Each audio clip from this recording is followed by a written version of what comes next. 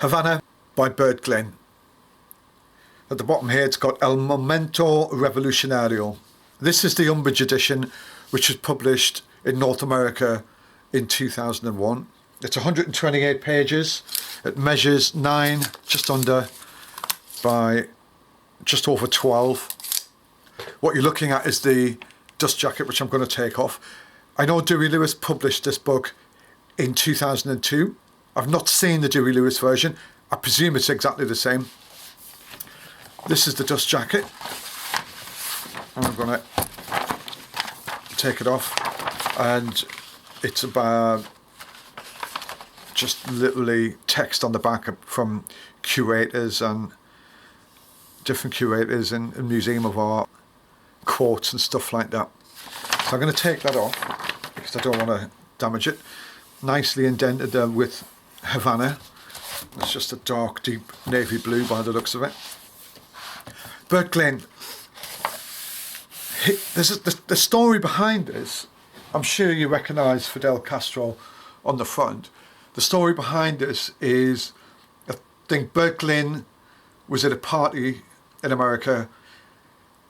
Everybody was aware of what was happening in Cuba with the revolution, with Batista, with Fidel and Che Guevara.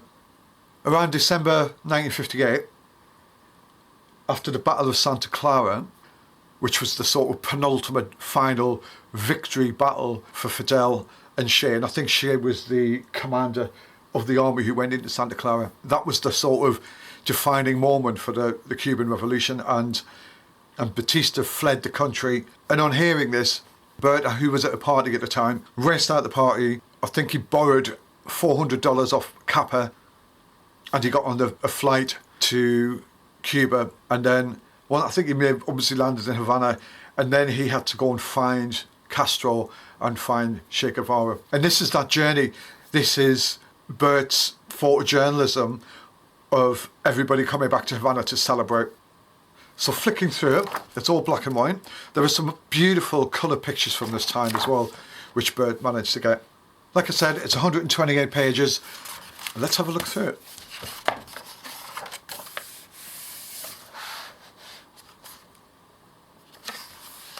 Oh, the contact sheet here. I'm going to bring this down.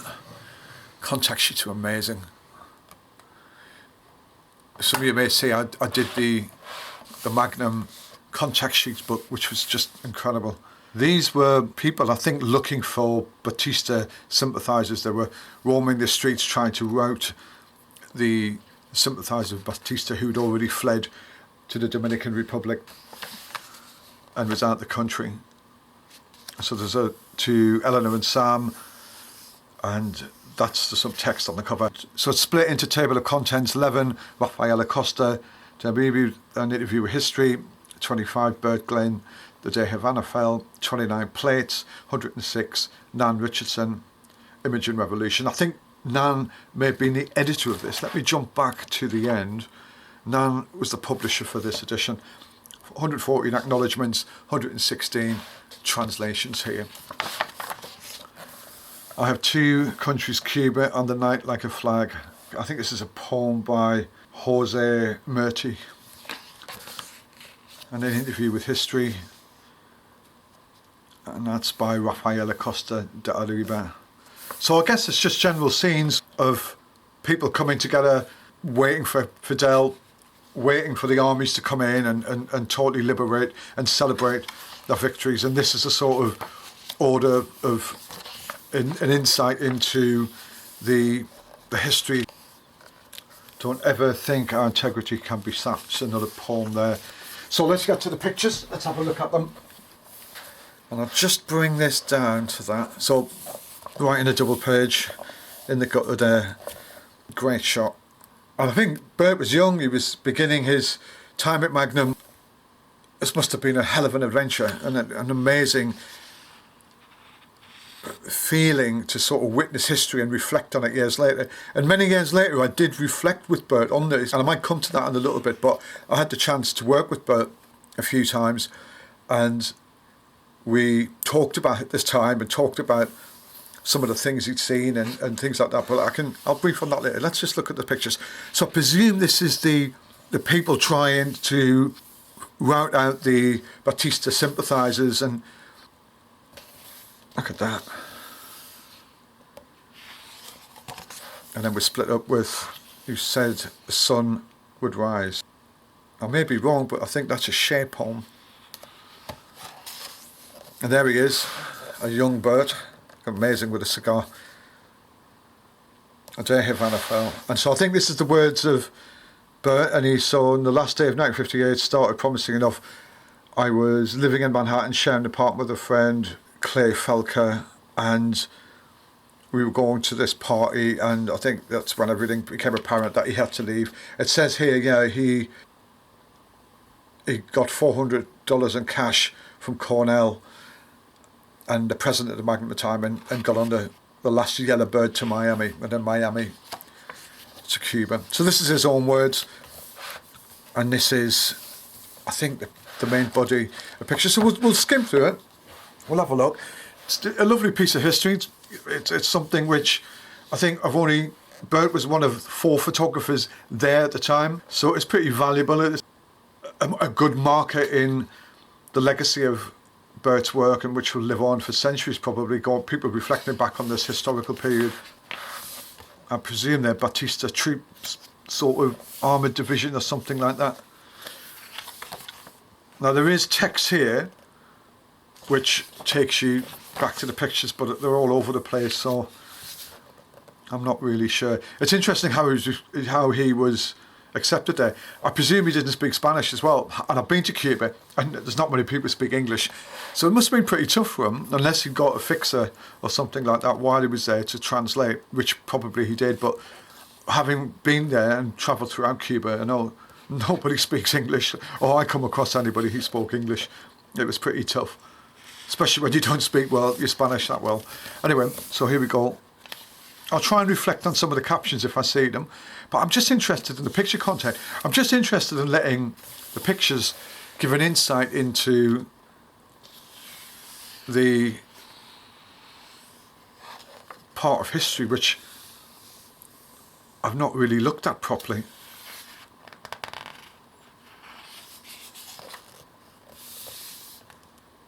I presume they're Batista workers or part of the army or his staff. That's a great shot, look at that. I'm just going to flick it. I think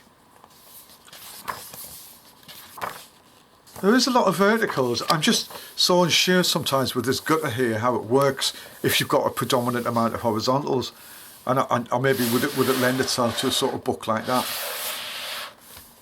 Look at that. He was a very good photographer, Burt, and it was something I didn't really appreciate until later when I got to know his work and I got to know him. And when I met him, I always thought he was a corporate photographer.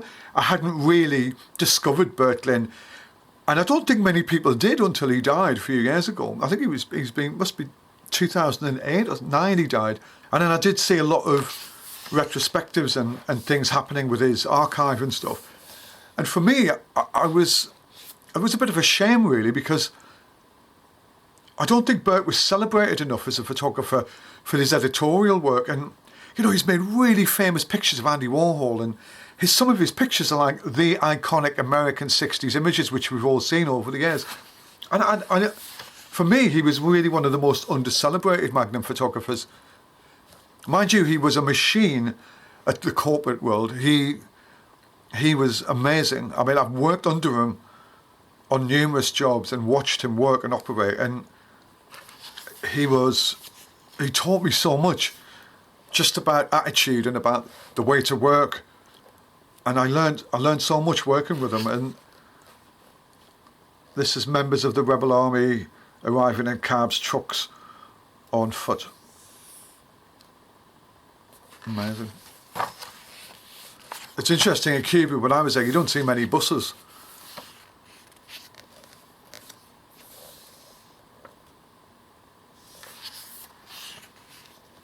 I think it's a mixture of some great shots and a few, snaps, just trying to get the shots, trying to get it. Remember, this is 1958, and this is like ahead of its time. And I think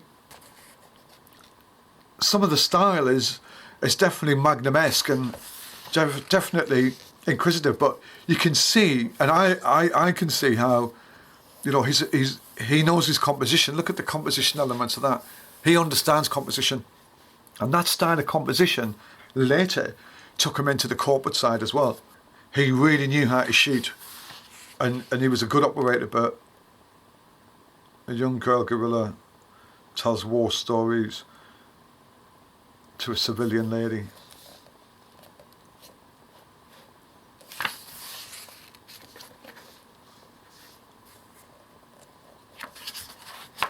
Let's go back again. So that says it's Santa Clara, and there's Castro. So I think, yeah, this must be Santa Clara. Look at that. It's beautiful.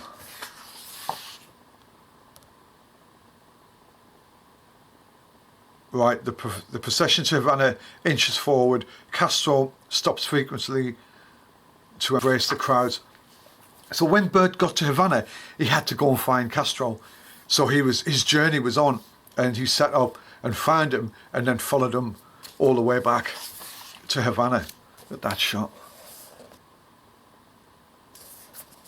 And remember, he's shooting film at the time, and it's not, you can't see what you're shooting, but also you have to be precise. You have to know what you're doing, and I guess he's shooting Leica, and there's an art here to get in the picture, but we forget in the digital age that we can see everything. It just slows down a little bit, but we can see everything. This is all shot blind. This is all shot really knowing how to compose, really knowing that you're going to get the shot.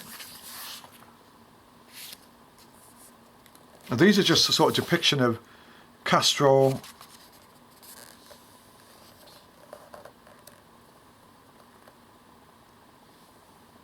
And these are celebrating Batista's departure, a reunion and celebration. This is a big cigar. Castro signing a picture of himself, or an piece of artwork by himself, of himself. So this is in Havana. There is a lot of verticals in here, so I guess it does sort of work for that.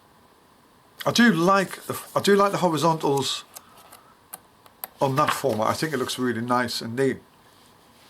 I'm often dubious about this. I'm not a fan of it to a degree.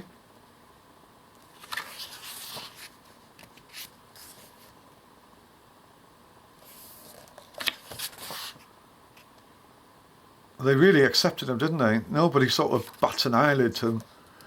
Like that he's round, and they're not used to American press, I guess, but it's a celebration, it's a victory, and I don't think anybody obviously cared. Look at that. He's working hard, hasn't he? He's got loads of different angles, loads of different ways.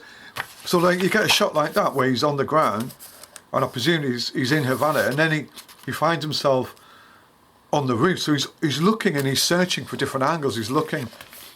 Now, I presume these are two verticals. They're just made out that it's one shot, but these are two vertical shots, which look like one big one.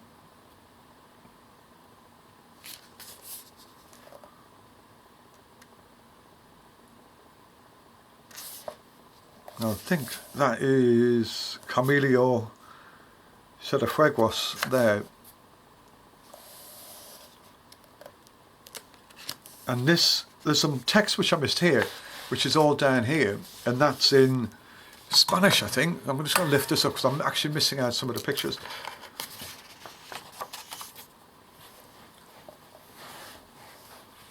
Burt was a real workhorse, I worked with him for the first time on a very big corporate job in I think it was the end 90s. And I'd just been on an assignment with Peter Marlowe, and I'd got back to the Magnum office, and Chris Boot came up to me and said, "Are you free for next week? We've got a photographer coming over from the New York office who's on a 5-day shoot for a big pharmaceutical company. He's currently working his way around the world on these different shoots, but can you assist him in England?" And I was like, yeah, no, it's brilliant. And he said, well, there's one big problem. He's only just recently had a quadruple or triple or double bypassed heart operation. And I was like, okay. And I'm in my head, I'm going, how's he going to do this? He's just come up, he's just had a triple heart bypass or something. And he said, well, he's not in America at the minute because he checked himself out of hospital or something like that. And he's in Frankfurt shooting the Frankfurt shoot of the big shoot. I was like, okay. So he's going to call you today and he's going to let you know what equipment and what he needs. And then can you organise it this week and just be ready to pick him up at the airport? I think it was a Sunday night. It was a really weird time. And then spend a week with him on this shoot and look after him and get it done. Get him back to London because he's got to get a flight out at a certain time to go off to, it was somewhere like Chicago or somewhere like that where he had to go next. Look at that shot there, that person reading the paper. I'll just bring this down again, it's great. Look at that, isn't that beautiful, man? Look at the dynamics in it. So I got a call later that day at the Magnum office, and Burt said hello, and he was quite forthcoming. He was quite strong, a classic American New Yorker accent, and he told us what he needed. I was a bit nervous. He seemed really stern. He was just like, this is what I want, this is what I want you to get. So I went about getting a car. I hired all the equipment, rolls and rolls and rolls of gels, because he was shooting on E6 and we were going into offices and laboratories and stuff, and so the lighting was going to be all over. And because we're shooting E6, which is the old transparency name, we had to get lots of gels, like magenta gels and cyan gels, to mask off all the green light, because he didn't really want to shoot with a lot of flash, even though I had to get a flash kit. And so I went to the airport on Sunday evening, and let's just jump to this. Look at that. Look at that hand. It's beautiful. You don't really see much of Fidel Castro's laughing and joking, do you? Obviously later on we get this stern sort of communist, elusive, dominant dictator type, you know, and that's how we portray him. But I guess, you know, then, and I know he still does, but he did, he loved his country and loved his people, and then he ruled it the way he wanted to rule it. Get that one there. I'll just jump back. So I went to the airport. His flight was due from Frankfurt, and I parked the car up. I'd hired a car, parked the car up, went into the terminal and waited. And I was just fixed on the arrivals gate coming through. The flight had landed, the wind baggage, and then there was a crowd of people. And then I saw this elderly figure under a sort of brown Burberry style tartan blanket, holding a walking stick, all huddled up, being pushed in a wheelchair towards me by some flight attendant or member of staff. And I was thinking, how are we going to do this? This man's just had like a heart operation and he's being wheeled to me.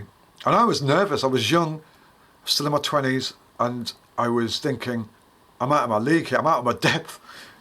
So it comes towards me, motionless in this wheelchair.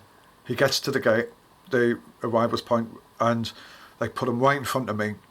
And I just look at Burt, and he just jumps up and goes, threw the blankets back and went, right, let's get to Sandwich. And I'm like, what? And he just bounded past me. So I'm confused, grabbed his bags and then walked up to him and walked ahead. He said, if you pretend you're decrepit and old and ill, they'll just totally look after you. So he said, I pretend to be really totally decrepit and ill. When they wheel me around, they look after me, they don't let me do a thing, they push me everywhere. And then he said, why would I want to walk anywhere when they'll do it all for me? And he, on his walking stick, was bounding ahead of me, walking, and got to the car, drove in silence. Now, I was in awe of this guy. This guy just, I thought, he's a trickster, he's great. And he had a great character. And we did this shoot, and we were doing like 5 to 10 shoots a day for about 5 days on this corporate job. And it was hard work. I was exhausted. And he just, honestly, worked his way through it, was in control of me. He had me gelling everything up, getting everything sorted, getting all the film right. And he was just like a total working machine and totally to the book, did everything. Nobody got a word in with him. It was just like, right, this is what we're doing, this is how we're doing it. Boom, boom, boom, boom, boom. But then on a night, we were living in a hotel for the whole time we're there, from the Sunday to the Thursday or the Friday. And there's Fidel, Castro, and then Viva Fidel and the streets. They're all beautiful pictures, aren't they?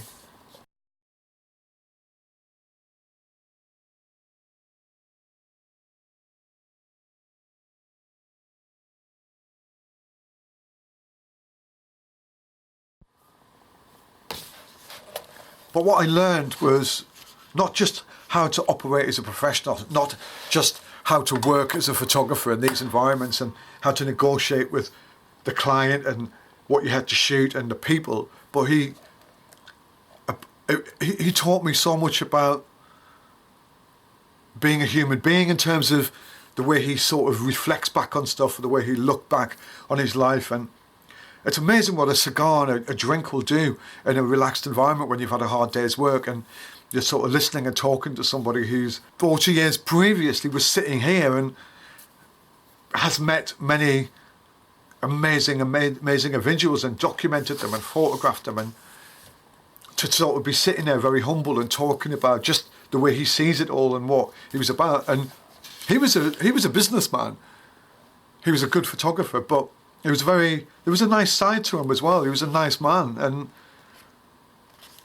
just he had a different, this is all my point of view, he had a different approach in the way he operated and worked, and some people might say he was quite cold sometimes, but there was definitely two sides to him, and he let himself open to me a little bit.